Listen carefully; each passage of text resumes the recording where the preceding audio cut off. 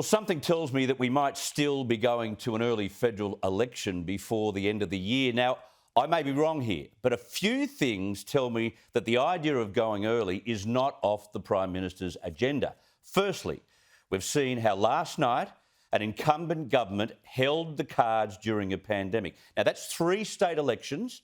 They've now gone the way of the incumbent government during this period. That won't be lost on Scott Morrison. Incumbents have the edge in times of crisis, and that would obviously make sense at the federal level too. Secondly, someone I respect highly on election issues, the very experienced Dennis Shanahan from The Australian, told me on radio yesterday, we may still be going to the polls early, don't write it off. And Dennis, as you know, knows his stuff.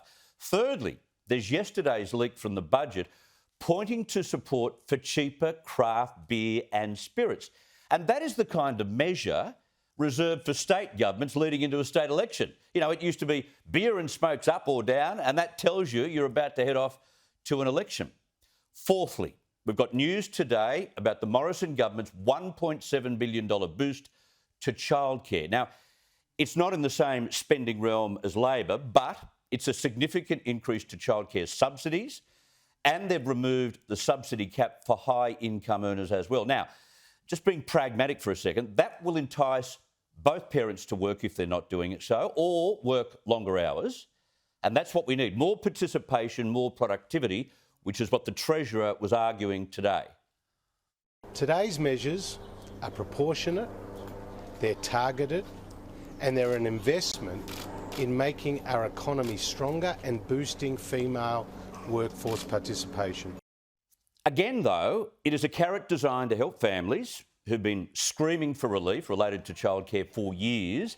It is a key vote catcher, this. It's not a way of driving down the unemployment rate, which we're being told would be all about the budget. And of course, it's a policy likely to advantage women more than men, which is what the Morrison government knows it needs to work on before they head to a poll. Now, we're still 9 days away from this budget, and we'll see more leaks between now and then. But watch this space. If you notice a few more budget policies inclined to appease the electorate by votes, as opposed to, pushing down the unemployment rate, they are clear signs that the government is keeping its options open for a possible election in October or November. Now, it has to be held before May next year. I think the final piece in that election date puzzle is the vaccine rollout. You can't go to an election being hounded by journalists every day about dropping the ball on the plan to vaccinate Australians. But the cards are beginning to fall the Prime Minister's way. The 2 million doses of the vaccine were delivered in just 14 days. Now, the next million will come through even quicker. And when the large hubs are activated in states like New South Wales, it'll crank up big time. Plus, Professor Peter Gutwein today tweeted that CSL in Melbourne had now reached its promise to produce 1 million AstraZeneca doses per week. They're there.